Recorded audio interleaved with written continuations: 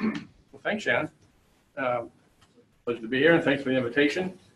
See some familiar faces in the crowd. Elaine Suriano, colleague from EPA, and Steve Parsons here from OSM. And before we go too much farther down the road here, most of my career has been spent working on acid mine drainage and making it go away.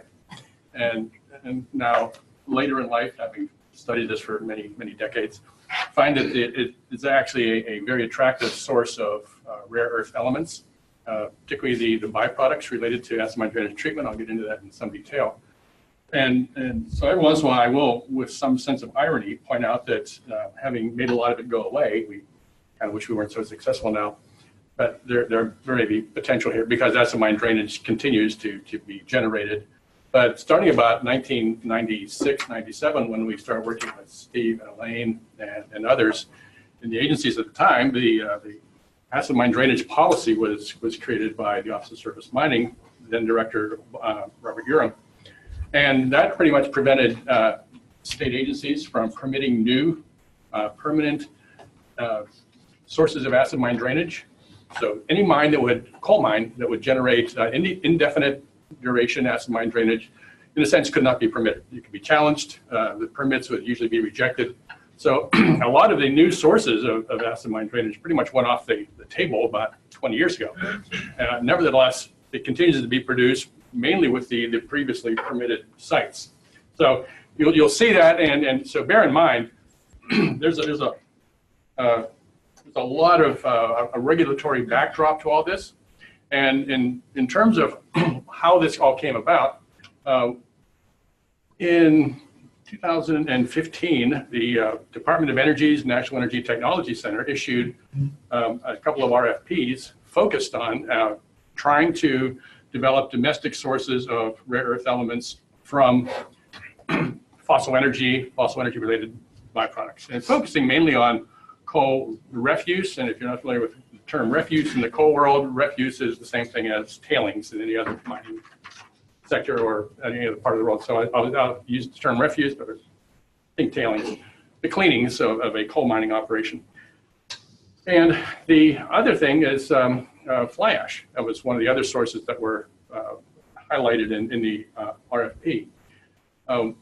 Having worked a lot in both of those, we decided to take a slightly different tack. An old friend of mine, Chuck Travata, who a lot of you may know too, from USGS, had given me an old data set that they had generated in Pennsylvania back in late 1990s, and this was under a request from Congressman Jack Murtha to look for precious metals and semi-precious metals in acid mine drainage in Pennsylvania. So anyways, USGS being USGS did an extremely thorough and really good study, about 114 sites. They sampled virtually the entire periodic table, or analyzed the entire periodic table just about, and measured upstream of the treatment plants, the AMD treatment plants, and then downstream. And when I was looking at ideas for this RFP, I noticed that there were rare earth elements coming into these treatment plants and none going out, right? So what's that tell you? So it all winds up in the treatment precipitates. So when we talk about acid mine drainage precipitates, and in the vernacular, that's usually referred to as AMD sludge. There's no oil in it, so that kind of sludge. It's basically precipitates.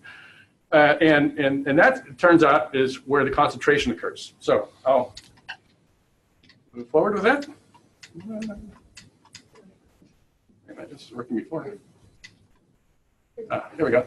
So I'll talk about the settings for rare earth elements in AMD. AMD, the vernacular is acid mine drainage. We just wrapped up a study for NETL characterizing the extent of the resource, quality, quantity, where it is, and so forth, proportions of the very valuable elements or not. And what we're doing now in terms of developing a process for extracting rare earth elements from acid mine drainage. And finally, we'll get into any questions. If you talk to different folks in different agencies, there are different definitions for what is not just a rare earth element, but what are the other subcategories, like the heavies versus the lights, the criticals versus the non-criticals. And these are used generally some combination of USGS and Department of Energy definitions. So we standardized on this particular table here. So when we refer to the rare earth elements, it's not just the lanthanides, which is this series here, but also scandium and yttrium, which are right above lanthanum. So these are also considered rare earths. Anything in purple here is considered a heavy rare earth element. And they're heavy because they tend to associate mineralogically. They have different outer ring configurations. The reds are all the criticals. So these are the things that are critical for either defense, U.S. manufacturing, industry. And I'll get into some of those later on. So we'll talk about criticals, heavies, and lights. And then total rare earth, which is that whole, anything that's colored here. So a little summary of what we've done so far with support from NETL, National Energy Technology Laboratory. And we just wrapped up this Project 30. And that was the initial external solicitation. And so basically the agency looked for ideas, how to extract rare earth elements from domestic coal correlated byproducts. We submitted a proposal. It was selected along with 8 other projects. That was subject to a down select at the end of last year. And that became phase 2, Project 50. And that actually scaled up from a relatively modest sized project to a bench scale unit. I'll get into that. You saw a picture of it a little while ago.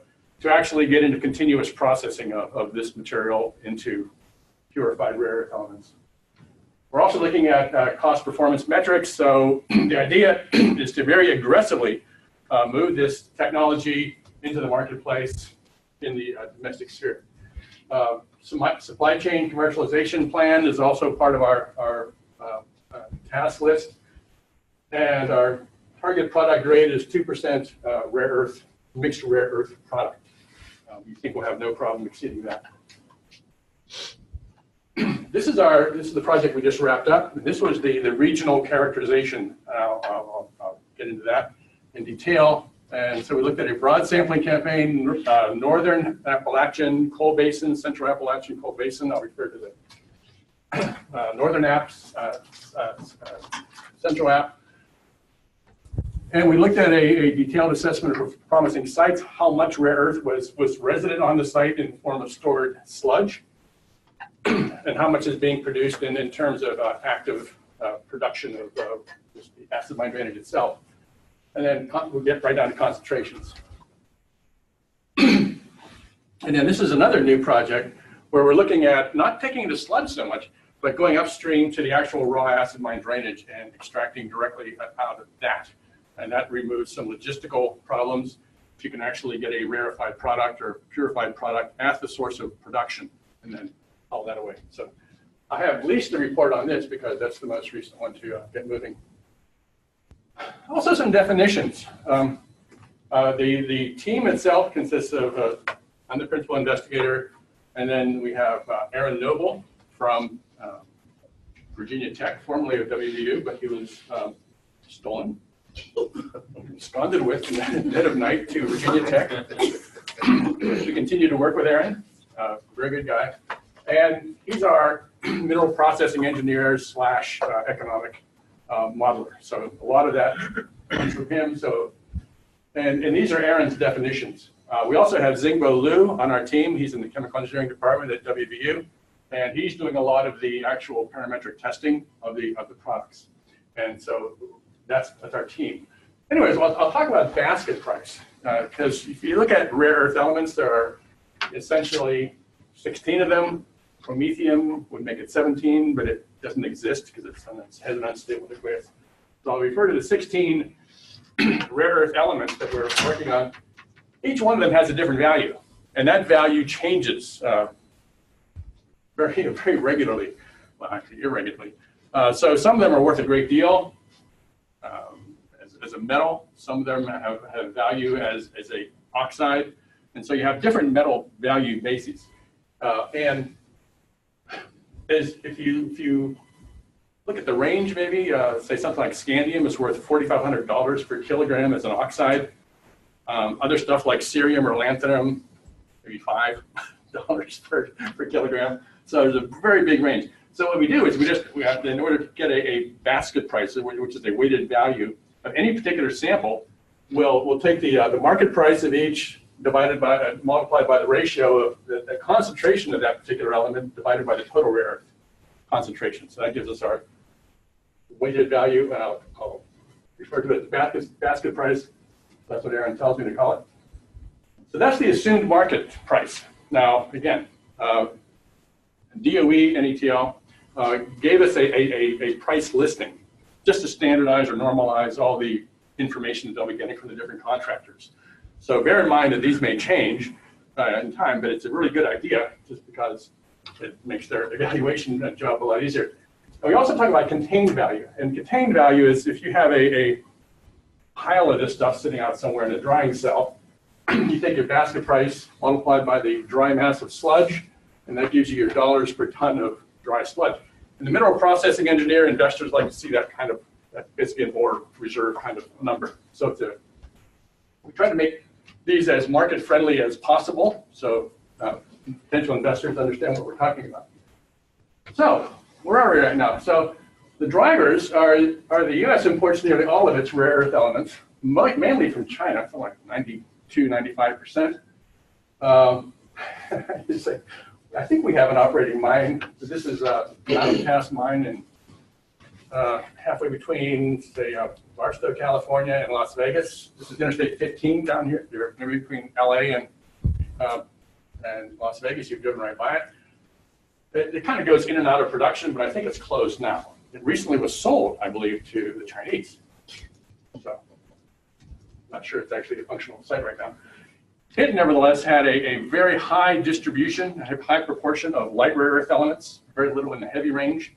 And as a result of that, that did not help its economics. And that's probably why it's gone off the market a lot. So DOE is part of a federal policy, and there was a White House directive just before Christmas that came out directing agencies to enhance their efforts to develop these domestic sources. Also is needed is a minimal environmental footprint. A lot of these, like Mountain Pass, the mineral association that the rare earths are found in also are great scavengers for things like thorium and uranium. The process itself for extracting the rare earth elements from those minerals like bastnäsite, and monazite to a lesser extent involve a lot of acid treatment. So you have an acid tailings, and you also have a radioactive tailings. And there actually had been radioactive tailings line breaks from this mine or in the vicinity of the mine going down to this tailings facility. So I will talk about norms as we go through this and what kind of norms we find. And the other driver is to move all of this technology quickly to market. Okay, so this is what the world supply chain looks like. So this is the old, there was a lot of monazite, one of the rare earth minerals. This was a lot of this was in India, Australia, not too much in the United States.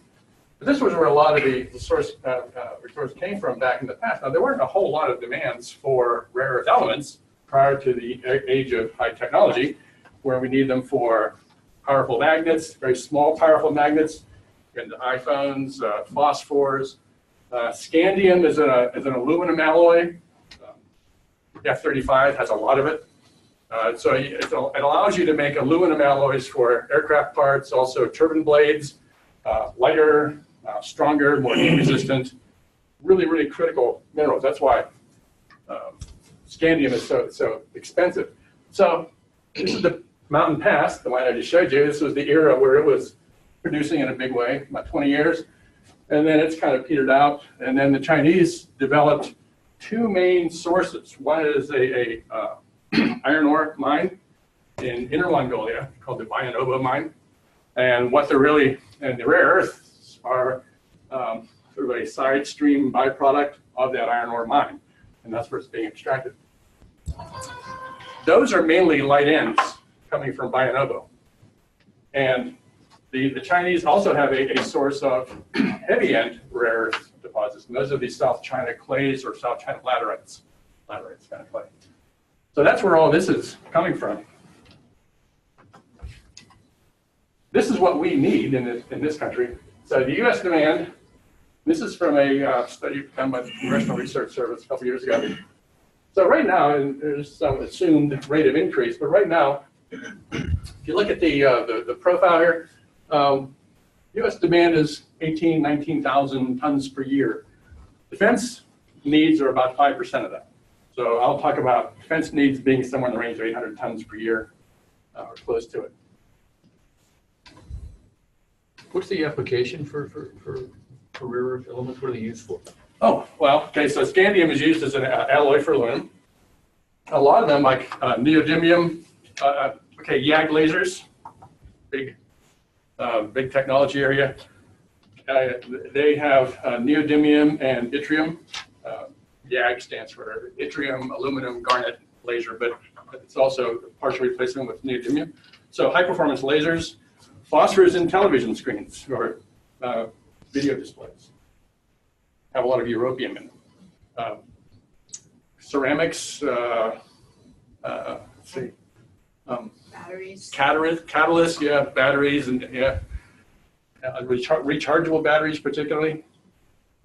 Lithium is not a rare earth, but neodymium, neodymium, iron, terbium, dysprosium, all those go into batteries, kinds of batteries. So yeah, a lot of high-tech applications. Miniaturization, the thing with the rare earths, they have a very high magnetic flux, so it doesn't take much of them. Like you think of an old-time iron battery, or like an electromagnet, electromagnet, big iron core, that sort of thing.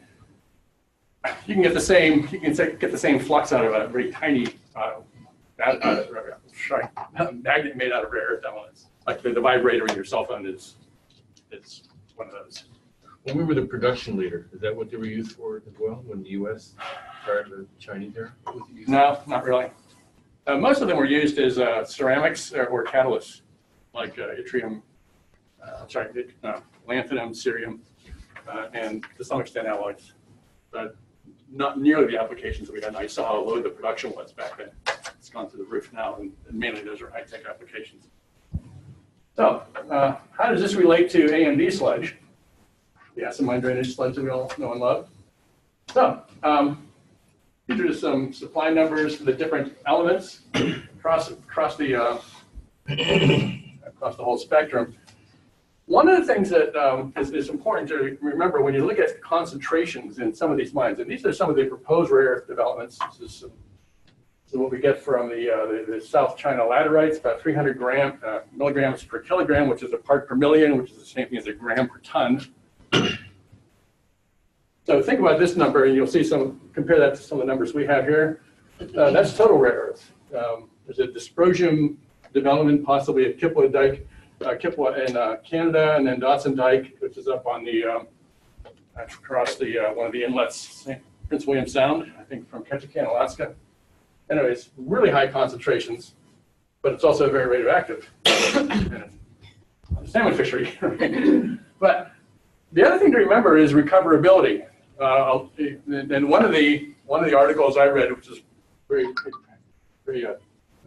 good article, said that, for example, granite countertop has something like 300 milligrams per kilogram of rare earth element in it. But of course, it's in a granite matrix. You have to grind the daylights out of it, which is expensive. You have to treat it with very strong acids to dissolve the rare earths back out of it. And by the time you're doing all that, you've wiped out the value of the actual recovered resource before it goes along. So even though the concentration may be high, it's recoverability that's also extremely important to keep in mind. What are those processing costs in order to get a marketable product? So the original NETL project had a feedstock requirement, minimum feedstock requirement of 300 grams per ton, produce a concentrate of over 2% on a small scale demo, bench scale basically, and prove a significant source in the US market. There's no point in going through a great exercise if all we can produce is 1 kilogram of rare earth elements every year. So obviously this had to be a significant reserve. We hit all these targets, and that's one of the reasons we moved on to phase 2 in the down select. So these are the conventional rare earth ores that you'll hear about. Bastnasite, which is carbonate. Monazite is a phosphate. Usually think of carbonates and phosphates as relatively easy to dissolve. These aren't. They're basically very calcitrant. If you can get a product, you can separate that out from the aluminosilicate matrix where all these igneous rocks show up in the first place, the granite countertop idea. So you have these little tiny grains of monazite or bastnasite in these aluminosilicate matrices, which are really, really tough to break apart. And then once you've done that, then you go into conventional technology is doing this solvent extraction and then electrowinning. Solvent extraction separates the rare earth. It's a liquid-liquid separation. I'll get into that later on. And then once you get a purified aqueous solution, then you go to electrowinning, and that's what gives you your pure metal. That's a electrochemical process, basically like plating metal. So electrowinning is where you get your pure metals. We're not going to be talking about that very much because it's an existing technology. We anticipate in our supply chain that we'll be producing a purified product, mixed rare earth oxide, that would go to electrowinning. But we're not researching new ways to do electrowinning, for example. That would be a toll facility or all these things. Not good to do that. Anyways, a lot of these bastanites and monazites contain uranium and thorium.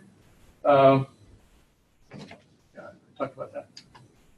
So, how does it occur in coal?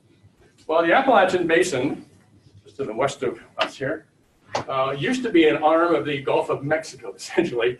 And so that whole west side of the Blue Ridge Mountains was a big basin, looked a lot like the lower Mississippi Delta now.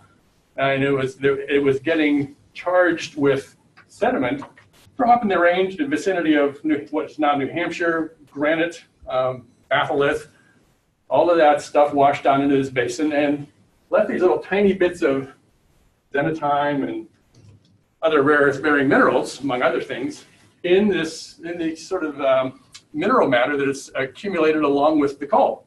So you had peat, swamps, and every once in a while they'd be inundated with bands of deltaic deposits, and that's where we think the rare earths are coming from. So the depositional direction was from the northeast down into the Appalachian Basin. Mississippi River eventually filled up with sediment and turned into a river valley, the central part of the continent, and now it's down in New Orleans. So when we burn coal, for example, we burn off all the organic matter and leave these mineral bits behind. So, but at the same time, we melt all of the other stuff, the clay particles, the sands, whatever else is in that, and that turns into this great big aluminosilicate blob called a bit of fly ash. So you get rare earth mixed in with that. It's hard to get out again because, again, you have to take fly ash and dissolve the daylights out of it. It's almost like taking it out of a granite countertop. Right? So very resistant to attack, and that's not the route that we took. So let's get back to our familiar territory here. This is your typical Appalachian, a chunk of Appalachian coal. And if you break them apart, you see these little sheets or grains or sometimes crystals of this yellow stuff, which is pyrite, fool's gold, pyrite. And as soon as you expose that to air and water, it starts to oxidize. And you get pyrite plus water and oxygen makes ferrous iron and sulfuric acid.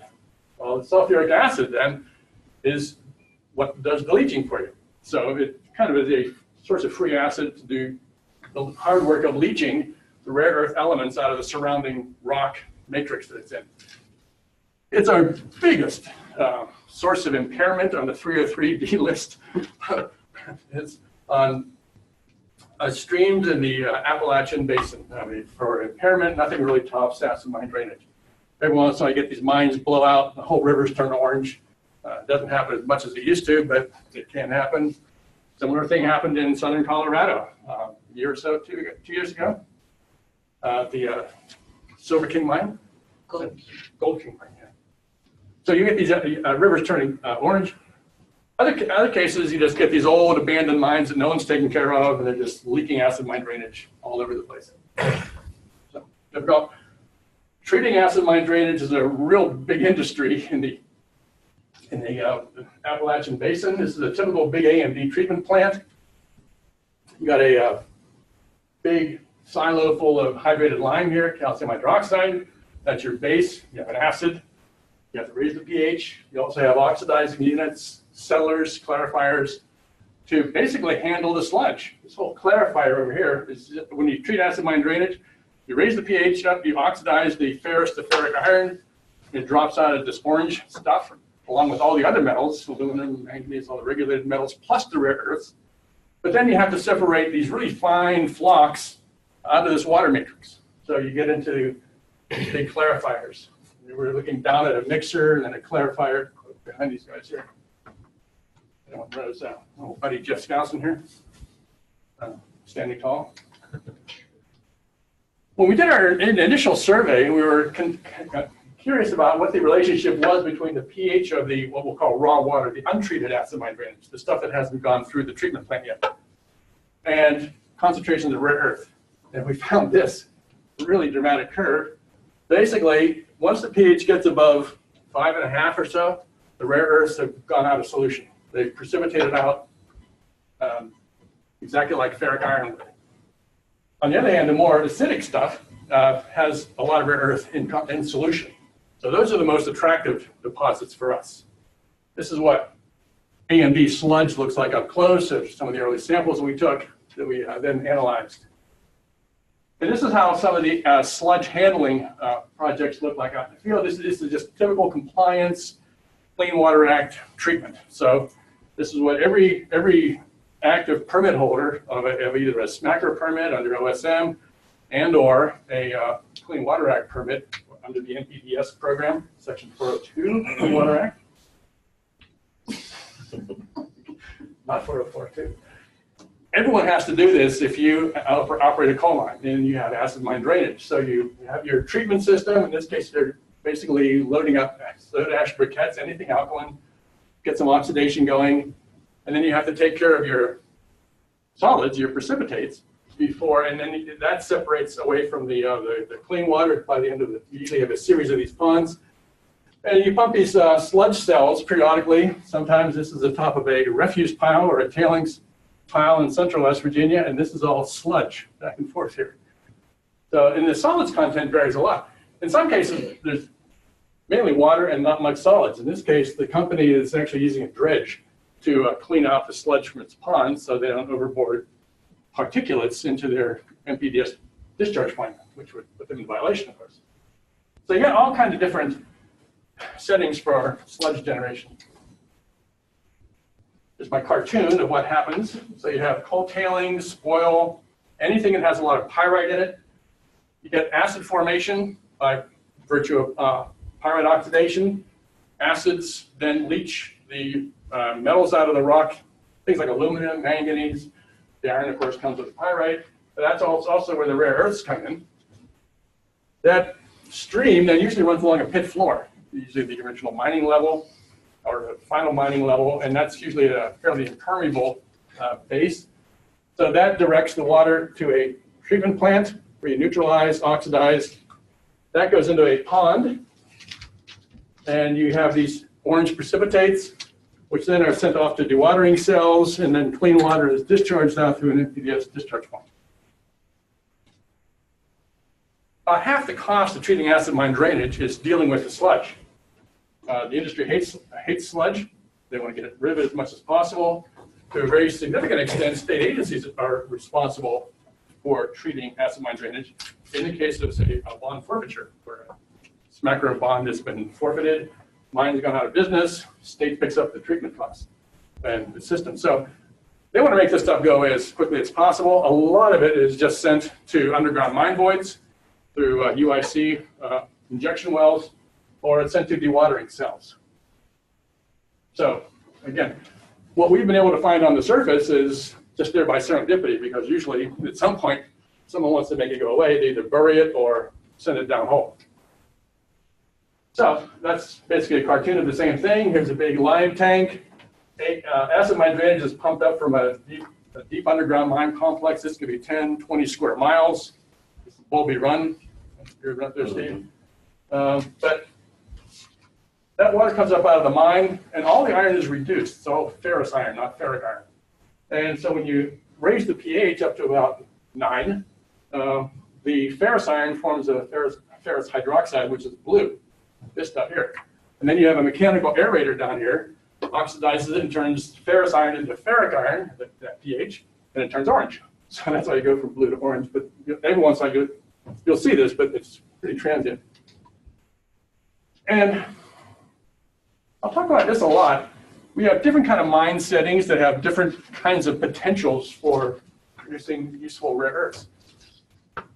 I remember we mentioned the acid mine drainage policy, and the acid mine drainage policy pretty much made this kind of mining illegal.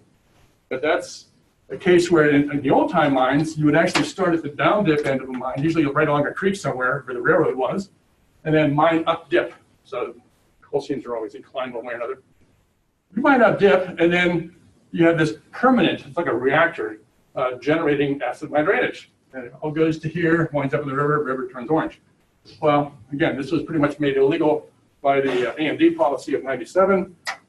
And more the companies went to down dip mining. So you mine down dip, mine eventually floods, turns off the oxygen supply, acid mine drainage stops, and these eventually go alkaline. So they actually get to a pH of 6.2, and soon after that, you can get alkalinities up in the 200, 300 range. So they're net alkaline water. They can still have ferrous iron in them, but nevertheless, they're net alkaline. Because the pH is up so high, remember that pH curve I showed you before, once you get past 5.5, there's not much rare earth in solution. So these tend to be very poor sources of rare earth elements. I'll show you how that figures into it. So the mine setting is extremely important in determining whether it's a good source or not. So, any questions on sort of the primary? Yes, sir. Do you know approximately how many up-dip mines exist before they were made illegal? I mean, would it be hundreds or dozens? Thousands. Thousands? Yeah, because a lot of them were very small. A lot of them were undocumented. You know, particularly, like, for example, during the Depression, miners would be out of work. There would be a coal seam nearby, and they just start sort of freelancing. Low-hanging fruit. Someone else's reserve, right? Or making house coal. So that's, yes, sir. So just to make clear, the unflooded illegal mine is actually the best to extract these rare metals. Well, I shouldn't say they're legal. They're no longer legal now. Can't make new ones. But they are some of the best, yes. Yes. In your characterization study that you did, what was the breakdown of the types of mines you looked at? Oh, I'll get into that. Got data for everything. Did I answer your question? Very well, thank you. Okay. We get into a lot of this with our, so we've done a lot of work with watershed remediation. So we work with watershed groups trying to figure out why their stream is shot, why there's a pH of 5 or 3 or whatever. And oftentimes you'll get a couple of discharges that are really obvious. But if you do a mass balance on the acidity, you'll find that maybe the obvious stuff is maybe 10% of the total acid load that's in that stream. So you can treat that all you want, you still got a dead stream. And then you get into the issue where you're trying to work your way up the watershed and find these little seeps coming out of the sides of hills. Where the hell did this come from? Anyways, it's a very complex mess. And oftentimes you get breakthroughs from one mine to another. So even though you have good mine maps on the more recent mines, oftentimes they will have broken through into old sort of undocumented mines and then show up somewhere else. So it's a very, it's almost like a fractal analysis. Depends on what your level of resolution is. Anyways, I'll go over this a little bit again. Metal value, again, that's assuming that you've gone through electrowinning and you've got pure metal, like 99.999% purity on each element. That is, if you look at I guess you would have to say it's the weighted value or the basket price on a pure metal basis, it's almost like $550 per kilogram. On an oxide value basis, the basket price is about $237 per kilogram. Again, and one of the things we found out is that the ionic mix of rare earth elements from one source to another doesn't really change very much. And so we think what's happening there is that the acidity has a certain, it's acidity that dominates what actually leaches out. It's not actually what rock is there. Okay, so it's not like you have a really rich rare earth supply in the overburden or the rock or the pit floor. It's just a matter of what how much acid there is, and that really determines what the concentrations are coming out and what their relative proportions are. Sorry, for these values, does this incorporate scandium as well? Yes. Do you know how heavily scandium weights into these values? I have a pretty nice pie chart coming right up here. One of the things we don't do is include cobalt in any of our evaluations. We've been determining cobalt all along, and I have a slide for that too, but there's almost as much cobalt as there is total rare earth element. And cobalt, last we checked, was about $95 per kilogram. So that would substantially raise all these numbers. But we don't include cobalt right now because we don't know how separable it is in our extraction process. So we're being very conservative in our numbers here, and which is tough to do because people see this as the way to regenerate the coal fields, bring jobs back, do a lot of stuff. So there are very, very high expectations behind this. So we don't want to overinflame those expectations. So we're trying to be conservative about our. Sure. Are there other minerals besides cobalt that are present? Cobalt's the only one we really looked at. We also looked at thorium and uranium, which mercifully are not very common. Yeah, cobalt and the other rare earths. We've also looked at the major metals: aluminum, iron, manganese, sulfur. None of those have any value, but the cobalt is one that we've paid attention to. When we start actually extracting, we'll probably get into a more detailed suite. But these are not cheap analytical procedures here. We're going to $200 a sample. Sure. Do you know, what are the inherent costs of just the acid mine drainage anyway? I mean, this would have to mitigate that to some extent. Do you ever see it being like a revenue generating entity? Yeah, that's a very good question. Can you actually make money Exactly. Treating rare earth elements? We think it'll, if nothing else, substantially reduce or offset your costs. And there are cases where I know you'll make money on it. I'll show you some of those as we go through this. So I would like to know where those are. A lot of people would. Yeah, and everyone we talk to, even if it's the industry, and you can get some hard-bitten types, but they say, well, it may not float the whole operation, but it substantially offsets our costs, and that's a good thing. Yeah. And then watershed groups too would be in that situation. Okay, now that you've introduced that subject, one of the things this is an anecdote, but it's for real. So given my position at the university, I get a lot of phone calls from citizens who are mad about one thing or another about their water. So a guy calls me up and he says, the DEP is treating water on his site. They have a surface access agreement, it's all legit. And they keep putting these sludge storage cells all over his property. And, well, they're allowed to, but anyways, so how can I get them to get rid of that stuff? I asked him what site it was. I said, oh, we sampled that site. And he says, there's about $10 million worth of contained value on that site in rare earths. You can almost hear him step back from the phone. He says, how do I make sure they don't take that stuff from me? That's my stuff. Anyways, it took about 15 seconds to make that transition. So actually one of our tasks is working with natural resource attorneys to try to find ownership and control on these sites, just so we don't run into a problem like we ran into with coal bed methane, which had been a waste product from coal mining.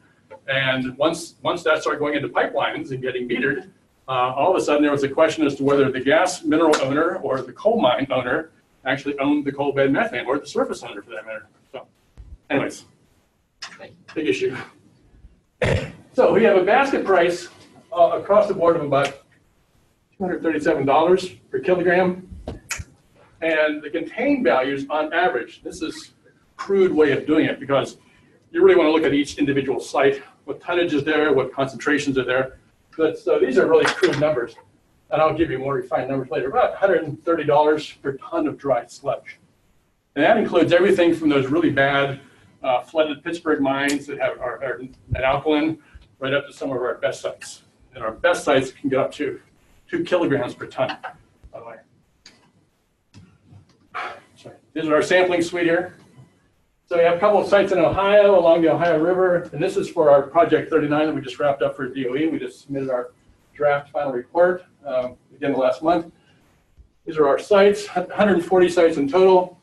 We make the distinction between the northern Appalachian coal basin, and that boundary is about right here, right across the state, and then the central app. And then you get down to southern Tennessee, southeastern Tennessee, northern Alabama, you're in the southern app coalfield. And then we actually took another sample the guy sent me after hearing one of my talks. Oh, I had a refuse found in Indiana. Well, send me a sample. So he did. And that turned out right in the middle of our good stuff range. And so that's Illinois coal basin. And geologically, it's Pennsylvania coal, same kind of geologic setting. And the distribution of rare earth elements around those samples are almost identical to what we find in the northern app and central app.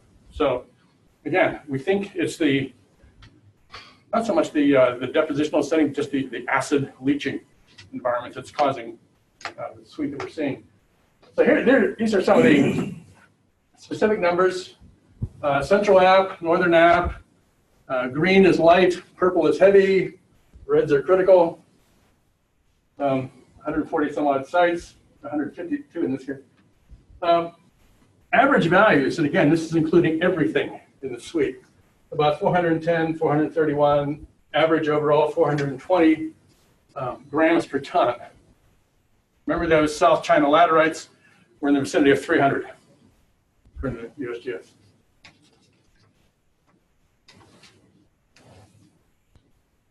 So, if you look at the individual coal seams, this is some work that was done by our West Virginia Geologic Economic Survey. The Pittsburgh seam itself, and these are all a couple hundred samples, or 80, 75, or something like that. The mean value of rare earth elements in the Pittsburgh seam, which is one of our biggies, is about 34 grams per ton. So it's a lot less than we're seeing in the sludge. So big concentration factor. Central app, the Eagle seam, central app about 50 grams per ton. And huge variances around these, by the way. See how just the standard deviation, you haven't even multiplied this by t yet. It's double that. And so 34 plus or minus 100%, something like that. So if you try to sample the individual coal seams, you'll find that you get these little horizontal bands of rock. Some of them are enriched, some of them aren't. So if you take a sample, you have a good chance of getting a lot of variance associated with that sample. What we don't find with acid mine drainage is that you get this homogenization effect. So when you have a big pile of coal or a big mine and you're leaching it with the same sulfuric acid, you get about the same stuff coming out because it's integrating the leaching over hundreds of thousands or million tons of rock. So you don't really care about the individual horizontal, lateral variations. Concentration factors are very consistent too. The individual elements concentrate to different extents, but not really within a big wide range. Somewhere between 2,200 times to 28 pretty much covers most of them.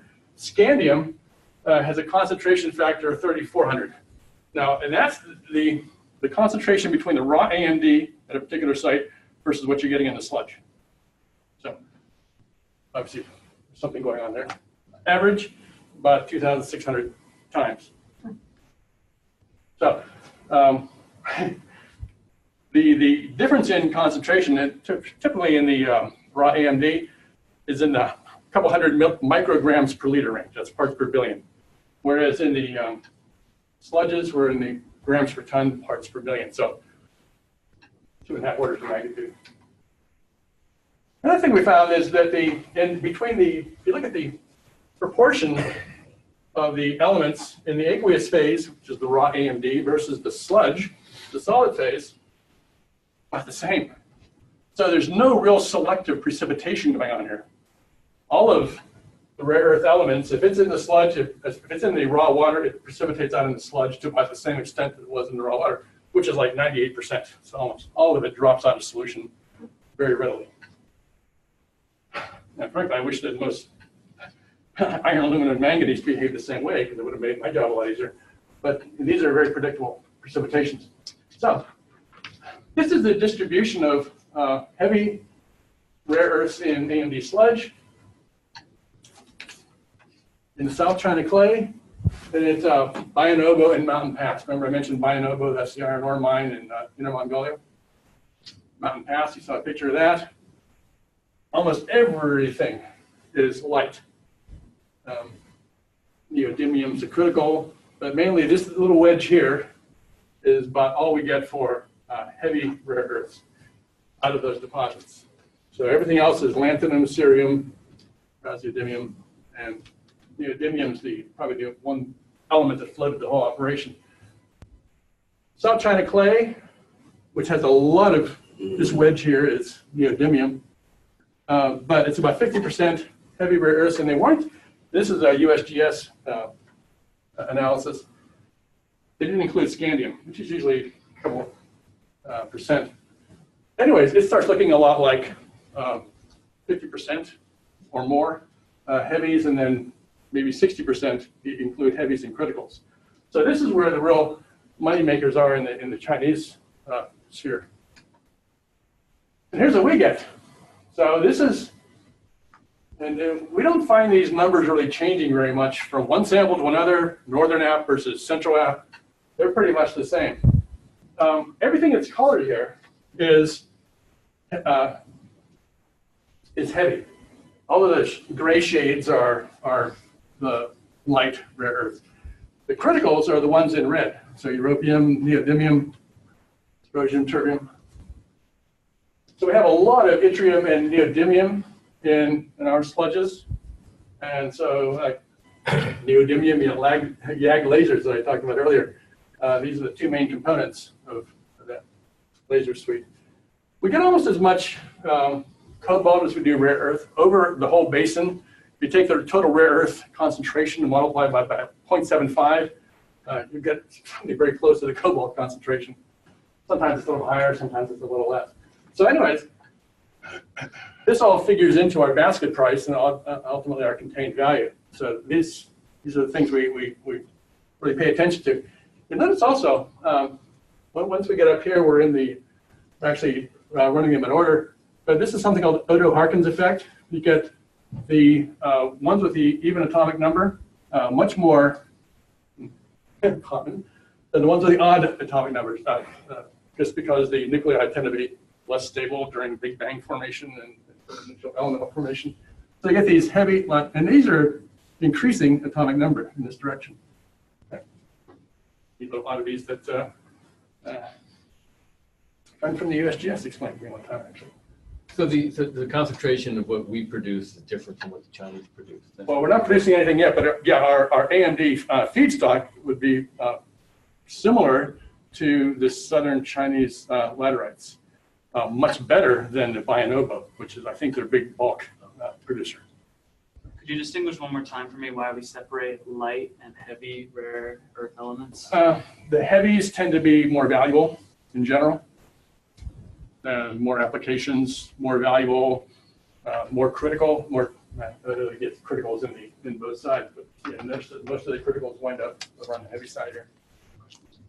Well, why are the concentrations different between the U.S.? Oh, just the Bayan-Obo reserve. I'm pretty sure it's bastnasite, so it's simply the mineral bastanite. Okay, it's just a characteristic. Oh yeah, it's just like forms that way. And so that's the original mineral. What we have is basically basanite, monazite, lots of other stuff that might contain rare earths, but it's all leached out in these big natural heap leach piles. So that's why you get a different mixture. They don't all leach out at the same rate. Could you please go back to the previous slide real quick? This one? No, the one, yeah, this.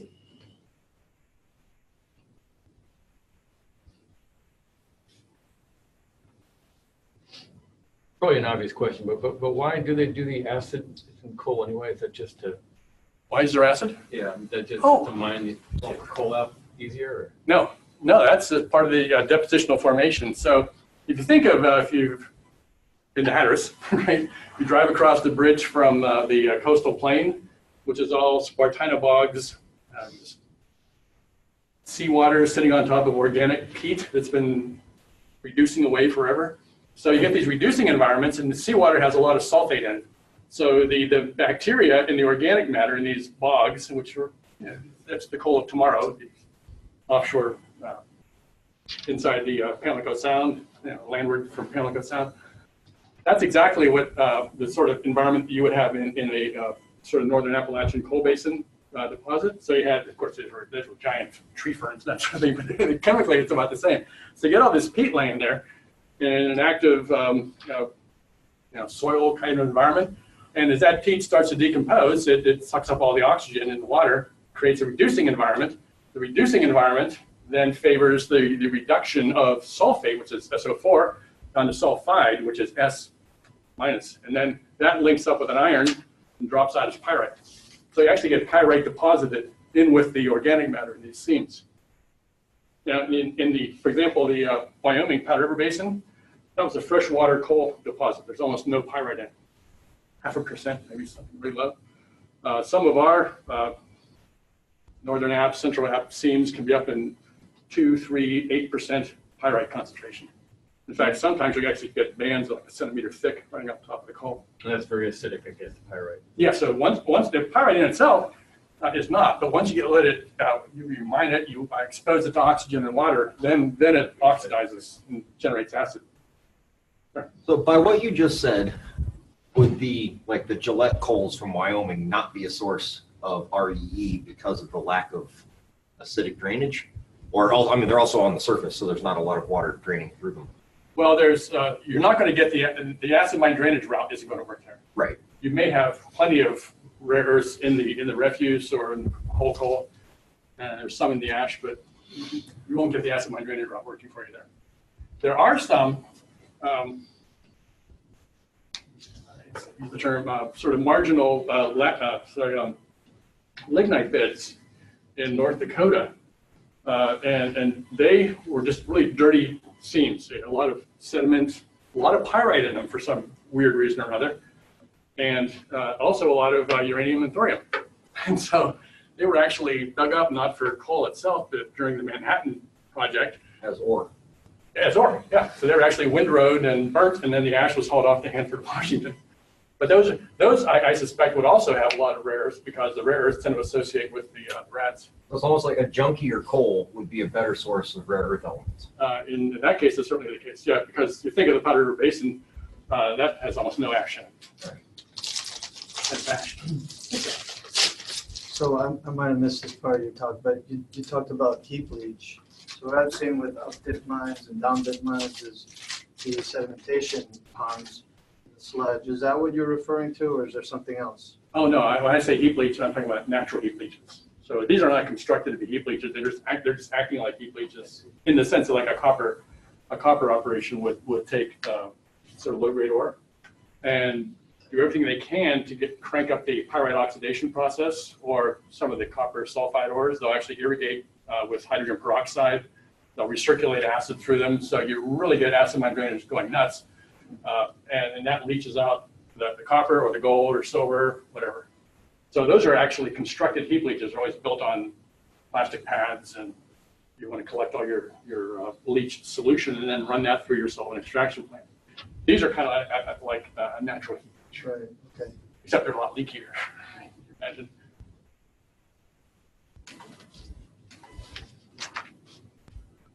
Okay, so here's value. So to answer your question about scandium represents about, in terms of the mixed rare earth oxide, MREO, represents about 82% of the the basket price contained value. And here's everything else. So neodymium is a big chunk, dysprosium is a big chunk, terbium, some of the others, I did, they were less than one, so I didn't even include them. Check it out.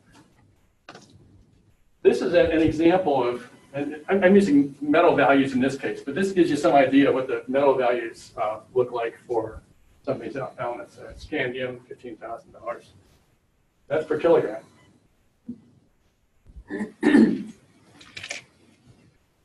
So you can see like erbium here, $95.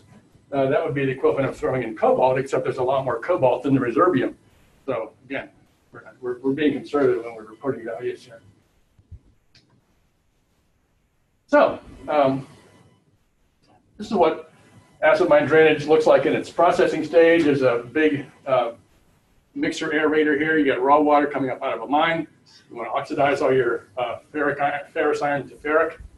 And one of the things to consider is that the coal industry is not in the business of making rare earth elements. They're in the business of staying out of trouble with the Clean Water Act. So the quicker they can oxidize all these metals and get them to drop out, the better. Now, as far as we're concerned, all that does is pollute my rare earth resource. So we're looking at ways to get upstream of this process and partially treat that water in such a way as to just knock out the rare earths and let the iron, aluminum, manganese head off to the conventional treatment plant for obvious reasons. Here's you get these little cells. You can go into Google Earth and spot these all over the northern App and central App basins. This is a little half-acre site. Typical sludge pond is 10 feet deep. You do not want to walk out in the middle of this, even though it looks like it's dry. You will sink up your eyeballs and disappear. So we never send people out to sample these by themselves. This guy's taking a sample. Dry weight of this sludge in this pond, half-acre pond, 80% moisture. Dry weight is about 2,700 tons at a $135 per kilogram basket price. The contained value comes out to be about $365,000. So to answer your question about, is this stuff any good? Well, yeah, that's a little excavation. If we can get the extraction process to where we think it's going to work, yeah, I think people will be buying these, at least buying the ponds, buying the sludge. Wayne? So you said that it's 366, excluding transport and process. Mm-hmm. Okay. Yeah, so that's the contained value. That's how much you can afford to spend on transportation and processing. God. And still make, well, if you spend all of it, obviously you wouldn't make any profit. Tells you what it's going to look like. This is the equivalent of REE ore at this point. Correct. Feedstock, we call it.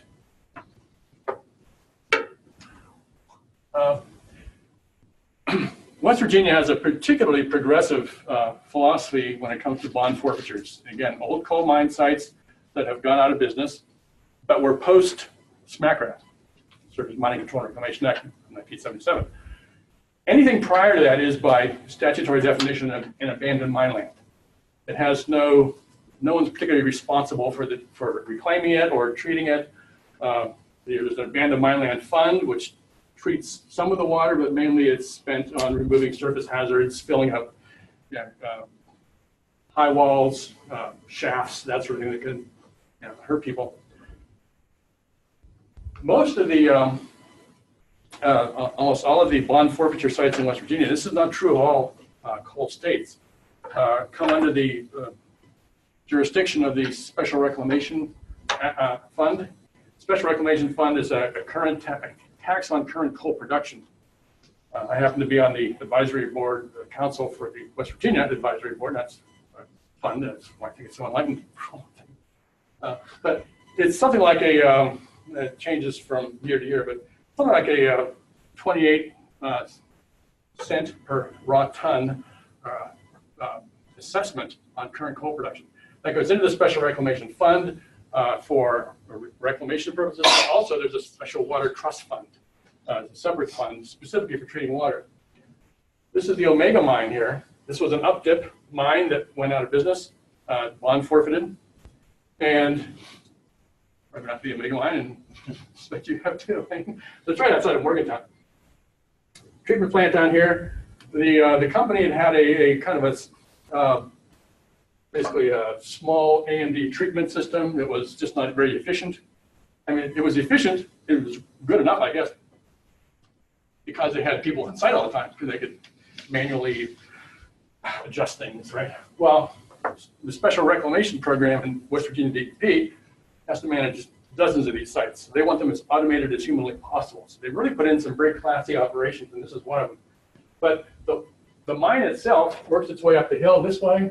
My graphic is sitting on a bunch of houses, but there are houses on top of this hill. This is the high wall of the mine right here, the face up going into this 750 acre 9, something like that. All the water is, so it's been reconfigured, so all the water comes down to this treatment plant. There's a mixer, lime treatment, there's a lime slurry that mixes up with the raw water coming in from the mine. There's a clarifier here.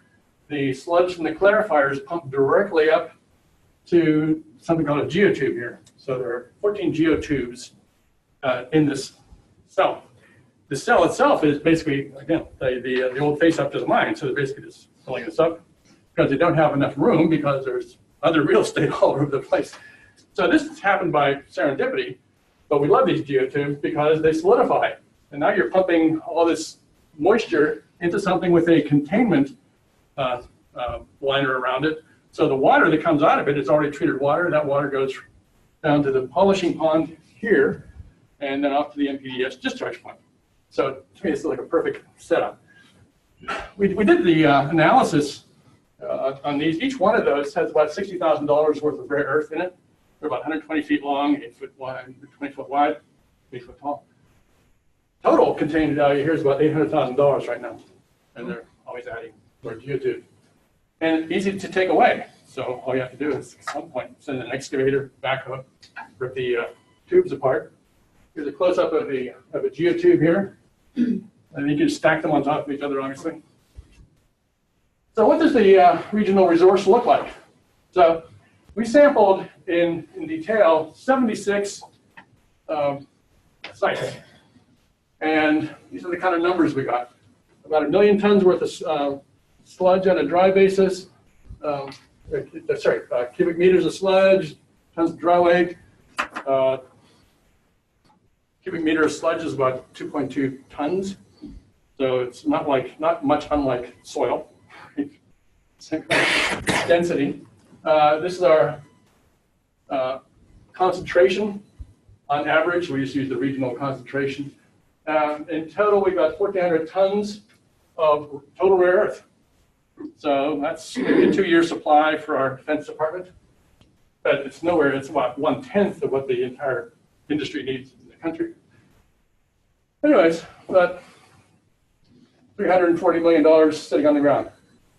So if you look at so that's the static resource. And that's what's sitting on the ground right now in the way of accessible sludge. We're not trying to count sludge that's already been pumped into an underground mine. We'll never get that, or buried, or whatever. This is production. This is the actual raw water. So that's another way of estimating what the resource could look like. So if you're able to get all that water, treat it all, recover it as sludge, we have a low estimate and a high estimate for how much acid mine drainage there is in the northern and central App Basin. The low one is my estimate, and this estimate was put out by Rosemary Capo and Brian Stewart at Pitt about a year ago. Anyway, I think it's really high. But anyways, somewhere between this and that, I think is what we actually are producing on an annual basis. So I'm coming up with about 800 tons per year, and they're coming up with about 3,500 tons per year. $200 million versus $800 million. And that's based on rare earth oxide. So the contained value, again, that's not net all the other. Right, okay, that's just. Well, that doesn't include any costs, no. It's just the. And does that include Scandium? Sorry. Yes. Yeah, all of my, everything I've shown you so far, except for some of that USGS data from China, all of our data has Scandium. Why does it vary so much, the estimate? Is it because you're factoring in more of the? Well, that's that old problem, is that how much acid mine drainage is really being produced in the Appalachian Basin. One of the reasons I like this number is that we actually we do a lot of sampling and monitoring on the Ohio, Allegheny, and Monongahela rivers, which all drain most of that basin, and did a mass balance on sulfate, which is a conservative ion. It just passes through, nothing really precipitates it out at the concentration you're ever going to see. And it looks a lot more like that number than this number here. So that's one way of getting a feel for it. But again, no one really has a good handle on that resource. It's basically considered a waste product. And people only measure individual sites if they have to. anyways, as a resource, these are the kind of values we're coming up with. This is untreated AMD. So these are the kind of concentrations we're getting. So maybe close to 300 micrograms per liter. Central app, northern app. Northern app always tends to be higher. It's more acidic, and I think that has a lot to do with it. Just a lot more pyrite in that coal, which is why the mining industry shifted to the central app about 20 years ago because of the Clean Air Act, and they didn't want high sulfur coals because they hadn't put scrubbers on the power plants yet. So that created the whole mountaintop mining sector. Anyways, but overall, not a huge difference. In the sludge itself, it's even a little bit closer, but that's why I use the 708 gram per ton average. I've already gone over this. This is the distribution of concentrations in sludge over 631 samples that we had taken in this DOE report. In this case, I put a cutoff, arbitrary cutoff, at about 200 grams per ton. We don't know what that cutoff is until we actually run our extraction plant for some period of time. But let's just say it's 200. If you exclude this, and there's a lot of these are all the flooded Pittsburgh mines over here. And if you exclude those, then your average goes up to about the 700 gram per ton range. If you include that, it goes down to about 400 gram per ton. Okay, so we think this is probably closer to being realistic. And this is the distribution you see. So somewhere in this, I mean, sure enough, this is where we see most of the samples that meet that cutoff line. But we get some samples up to 2.5 kilograms per ton, which is really extraordinary. So this is the distribution of heavies to total. In the central app, it's about 40%, 47% in the northern app, overall about 44%. Yeah, the criticals in, the average goes up to about 60%. Again, looks a lot like the southern China laterites. We also did analyze for uranium and thorium, and the ratio of those to total rare earth is less than 2%, which is not much.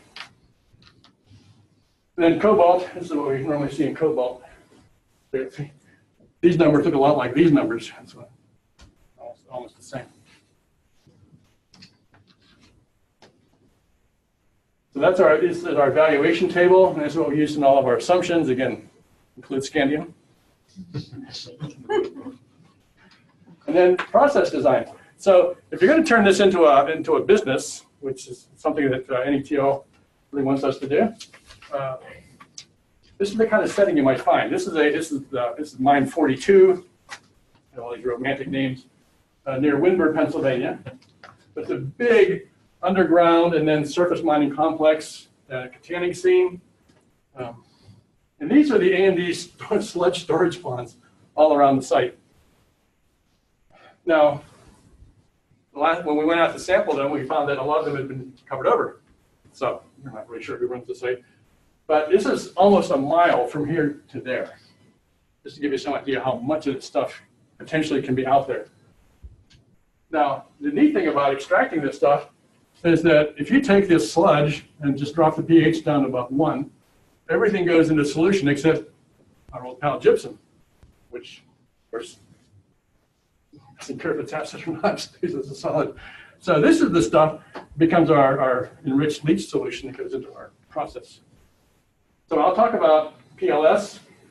In the hard rock mining industry, that's PLS is pregnant leach solution that comes out of a heap leach operation. And so we're looking at increasing the pH, different kinds of acids for dissolving the sludge. And at different pHs, as the pH goes up, you get more sludge, less water. Okay, so we're trying to optimize. A lot of the junk that's coming out here we don't want. That's the iron, aluminum, manganese, obviously. Okay, so this is our main extraction technology. This is solvent extraction. It's a liquid-liquid extraction. You have an organic phase sitting up here, which is kerosene, and then you have your acid water down here. So your acid water, your PLS, comes in with everything in it, rare earths, base metals, everything. And you agitate it to some extent. It's just sitting here in a separation funnel. But in real life, that would be in something called a mixer settler. So you have a propeller in there, mix it up at some speed, and it emulsifies the oil and the kerosene water mix. Inside the kerosene, dissolved in the kerosene, is a compound called D2EHPA, which is specifically designed to go out and grab rare earth metals. That's what's used in the conventional solvent extraction industry, the metal mining. So the more you can agitate these, and the more cells you can run these through, the more you're able to pull the rare earths out of this aqueous solution, leaving the iron, aluminum, manganese, and other junk behind. Here's our process flow diagram. So here's our feedstock, the AMD sludge.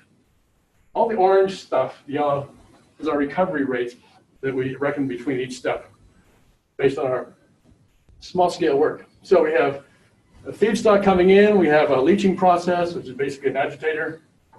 Adjust the acid concentration of the pH where everything that we want to go into solution goes into solution, filter out the junk, and then run it through solvent extraction, solvent stripping, and then precipitation for our final rare earth concentrate. And we think we're going to get a very good concentration. Our target for the agency is 2%. We suspect we'll be way up in the 90% range. In fact, we're not entirely sure. We will need all of our mixer settlers to make that happen.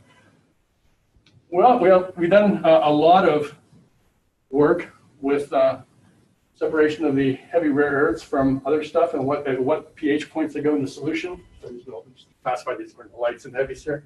But you can see somewhere between 4 and 2, pretty much everything solubilizes. And this is one of the reasons we're really excited about the potential for our stuff going in, our feedstock going into solvent extraction. These are the kinds of parameters that are used in the solvent extraction industry. Distribution coefficients, and so distribution coefficient for rare earths are 17, and for gangue metals they're 0.023, which gives you a very high separation factor, like 770. So if it was a small number, then we need a zillion mixer settlers in order to get proper separation. So this is our pilot plant that we're putting together right now in our continuous facility. There's a scalar man. It's give you some idea of scale. That's what scalar men do. So we'll have our acid leaching unit over here, and then everything will run through here. That's all straightforward technology, but what we'll really be doing is finding ways to configure the looping on these mixer settlers so that we optimize for the more valuable stuff like scandium, and make sure that we don't, spend a whole lot of money extracting something like cerium that isn't worth very much, right? And here's a close-up. You can see the mixers, little impellers down here. And we've actually got these to the point where we run the kerosene water mix through and hydrostat test on them.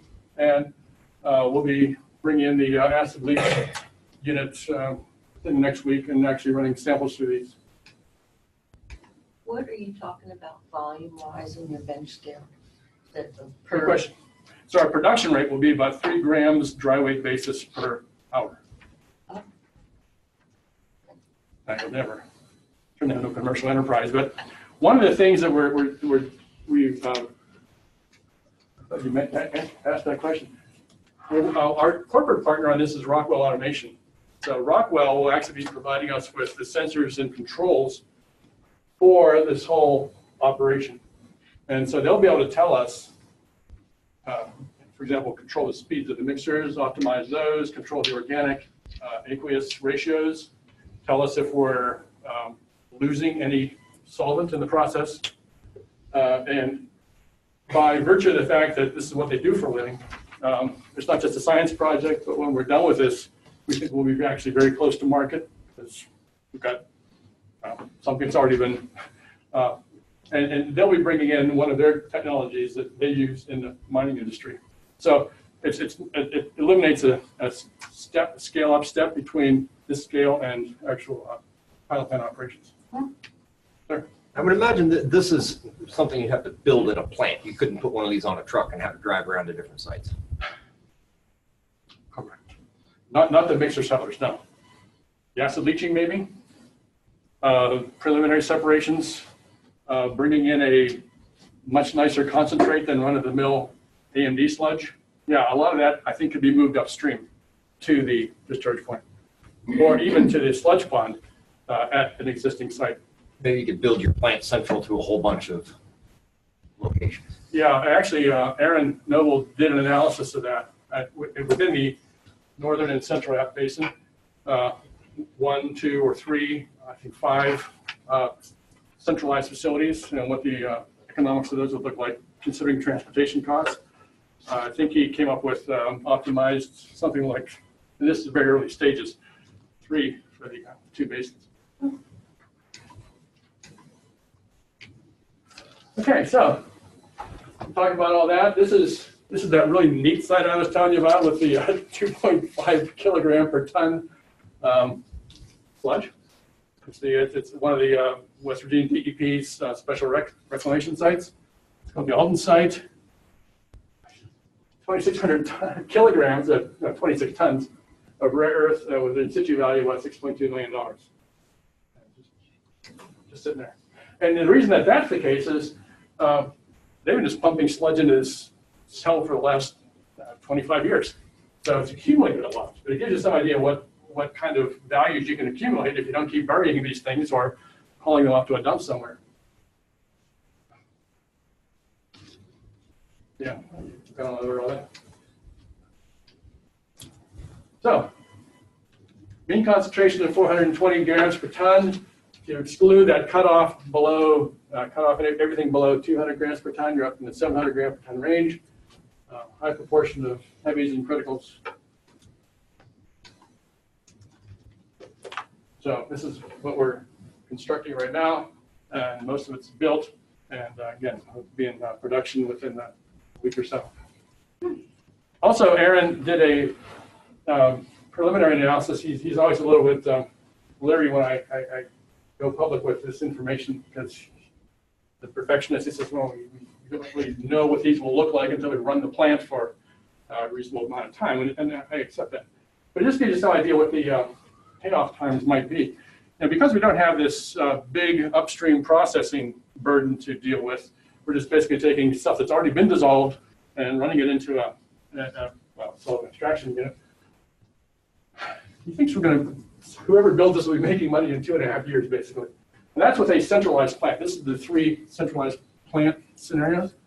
And this is a modular plant that would actually go out to the field, but he's a lot more comfortable with these data here. He's been able to optimize these.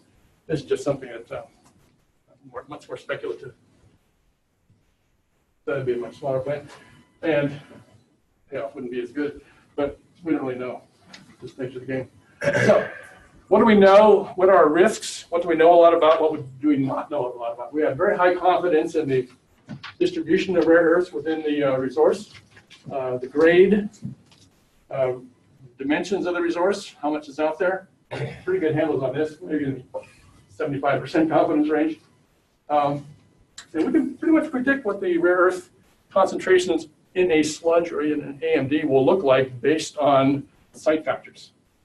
So got a good model for that. Low confidence, how much we can separate one element from another. Scandium from yttrium running through our plant. What are the economics of it? What are the efficiencies? The distribution through the acid leaching solvent extraction plant.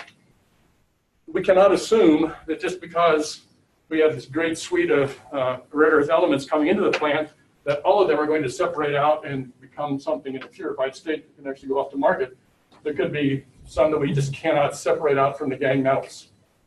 So we can't assume that's the case. I'm pretty confident, but we can't assume that because we don't have any data on this right now, a continuous process. Processing costs, what our acid consumption is going to look like, how we can optimize looping, scavenging acids from the process. And then the other real big mysteries are what the market's going to look like. Obviously, One of the numbers I heard on Scandium is that there's only something like 40 tons on the market in any given year. Well, you can imagine it wouldn't be hard to play that market, right? And whoever goes into production could easily be driven out of production if someone has a stockpile of this stuff somewhere. Okay, so these are kind of beyond the technical stage and into the financing and financial market stage of life. They're really a little bit beyond us. So, thank you very much.